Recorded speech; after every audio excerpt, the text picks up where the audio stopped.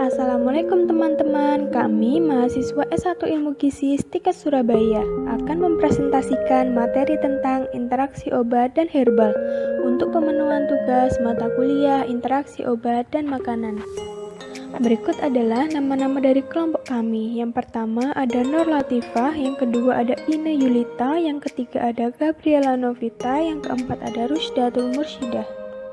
Berikut adalah materi atau konten yang akan kita bahas kali ini. Yang pertama ada pengertian obat herbal, yang kedua ada interaksi terapi alternatif dan warfarin, dan yang ketiga ada antikoagulan dan agen trombolitik.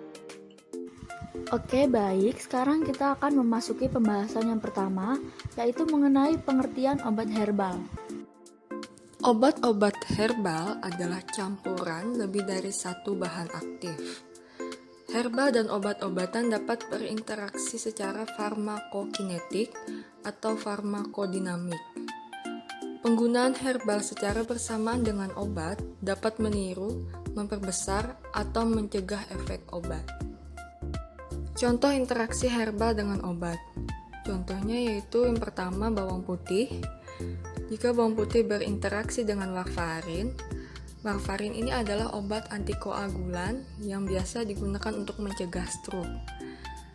Hasil interaksinya yaitu terjadi peningkatan INR, perdarahan pasca operasi, dan hematoma epidural spinal spontan telah dilaporkan dengan bawang putih saja. Bawang putih menyebabkan disfungsi trombosit. Contoh selanjutnya yaitu pepaya. Jika berinteraksi dengan warfarin, maka terjadi peningkatan INR. Contoh selanjutnya yaitu ginseng. Jika berinteraksi dengan warfarin, maka terjadi penurunan INR. Selanjutnya jika berinteraksi dengan obat fenelzin. Fenelzin adalah jenis obat antidepresi. Hasil interaksinya yaitu sakit kepala dan tremor. Nah, memasuki pembahasan yang selanjutnya, yaitu mengenai interaksi terapi alternatif dan warfarin. Terapi pengobatan alternatif semakin populer dan diperkirakan sepertiga dari semua orang Amerika menggunakan produk herbal. Interaksi warfarin dapat menyebabkan pendarahan. Oleh karena itu, pemantauan ketat terapi dan pengetahuan tentang interaksi herbal dengan warfarin sangatlah penting. Pembahasan selanjutnya yaitu mengenai antikoagulan dan agen trombolitik.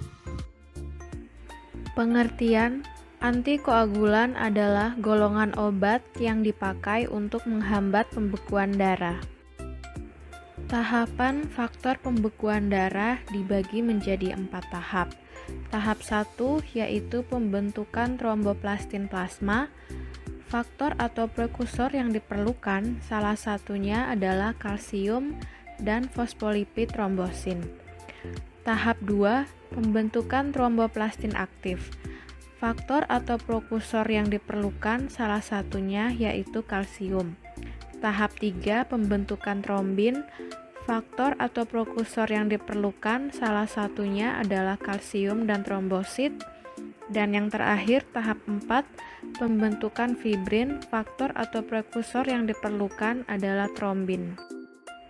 Penyebab perdarahan ada 4. Yang pertama kelainan atau defisiensi trombosit, yang kedua kekurangan faktor pembekuan, yang ketiga kekurangan vitamin K, dan yang keempat penyakit hati yang melibatkan sintesis faktor pembekuan.